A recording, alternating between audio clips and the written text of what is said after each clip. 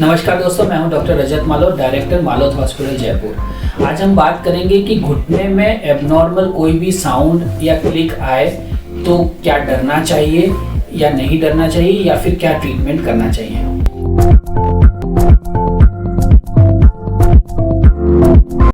दोस्तों, कई बार हमने देखा है कि कई बार पेशेंट जो हैं वो कंप्लेन करते हैं कि जैसे ही वो बैठते हैं, बैठ के खड़े होते हैं तो उनके घुटने में अजीब सी आवाज़ आती है। कई लोग इसको कट कट बोलते हैं, कई इसको क्लिक बोलते हैं, कई इसको एबनॉर्मल थर्ड बोलते हैं। ये काफ़ी सारी डिफरेंट टाइप की साउंड्स होती हैं। तो सबसे पहले हम ये जानते हैं कि ऐसे आने पे क्या करें।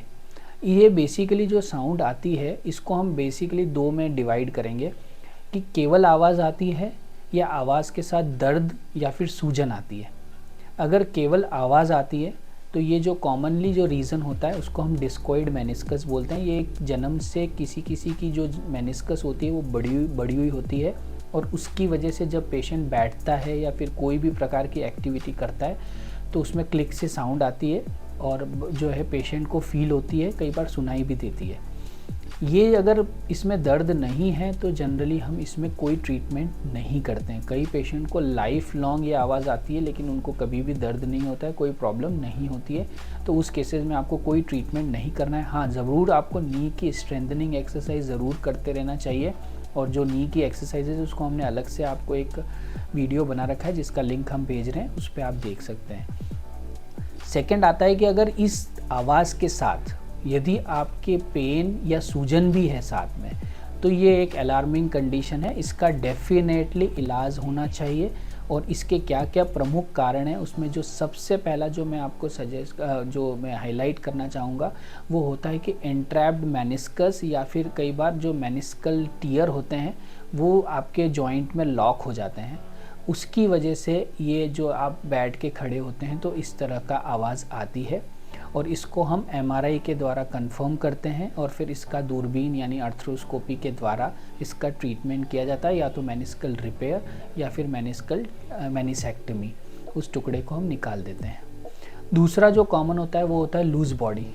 लूज़ बॉडी मतलब आपके जॉइंट में कई बार कोई बोन का टुकड़ा टूटता है और फिर वो अलग हो जाता है अपनी नॉर्मल बोन से, अपनी अलग जगह से, और वो फिर पूरे जॉइंट में घूमता रहता है।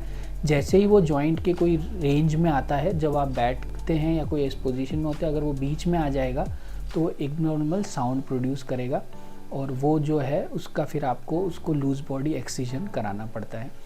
तीसरा जो होता है, कई बार जो जॉइंट यानी जॉइंट के अंदर कोई साइनोवियल हाइपरट्रॉफी या कोई प्लाइका या फिर कोई प्रकार की जो साइनोवियल यानी सॉफ्ट टिश्यू की गांठ, ये अगर बीच में जॉइंट के आ रही है तो ये भी एक प्रकार की आवाज़ प्रोड्यूस कर सकती है, और इसमें भी हम एमआरआई के द्वारा इस कंडीशन को पता लगा सकते हैं और इसका इलाज कर सकते हैं।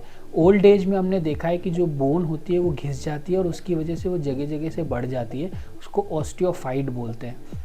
ये जो कंडीशन है इसमें क्या होता है, जब भी बूढ़े लोग होते हैं वो बैठ के खड़े होते हैं तो उनको अजीब सी कट सी फील होती है, और ये बहुत पेनफुल होता है। ऑस्टियोफाइट जो है ये बहुत पेनफुल होता है, और जो ये इसी वजह से पेशेंट जो है वो घुटने को पूरी तरीके से मोड़ने में भी डरने लग जाते हैं।